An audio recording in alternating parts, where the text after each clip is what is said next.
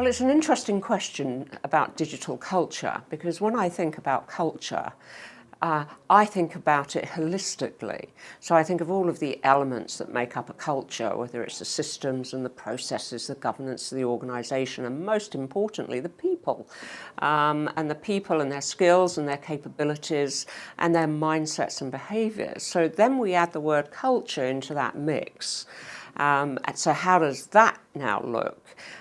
So for me, a digital culture is a holistic culture that has probably gone through a digital transformation.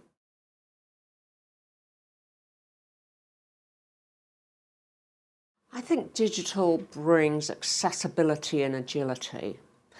And I'd like to give you an example of that. In a games company that we're familiar with, there is a screen that is up in the common areas for all employees in the organisation to be able to track at any one time where the game is being played globally 24/7, and if there are any hiccups, any glitches, and anybody in the organisation, regardless of where they are, if they spot a problem, they are empowered to call a team together to examine it and, if necessary, do any problem solving.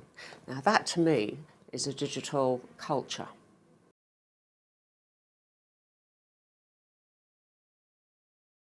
Well, over the years, we've seen a lot of barriers to culture change. However, there are some common barriers that we always see, and that involves the people. So, if, for example, somebody asks you to, or told you, you have to make a change. I don't know about you, but I know I don't like being told that I've got to change. If I'm going to make a change, I like to be somewhat in charge of that. So one of the things that happens is, of course, digital transformation requires different skills and capabilities. So in my role, where I'm extremely good and I'm very confident, I'm now uncertain about what the future holds, whether I'm going to have the same capabilities, how I'm going to master the new capabilities. That creates uncertainty, it creates fear. And in our business, we would call that an immunity to change. So the biggest barrier to change and culture change is understanding that the employees have an inbuilt immunity to change, and what are you going to do in order to build a bridge for them to make that change.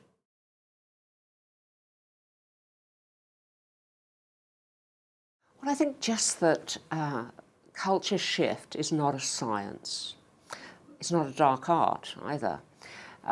Culture shift is going to take time, and organisations want metrics, and these metrics simply aren't available. So one of the things that happens in culture shift is there's a lot of uncertainty. Curved balls, hiccups, all sorts of things happen that are not being expected. And so in order to counter that, you need a robust plan.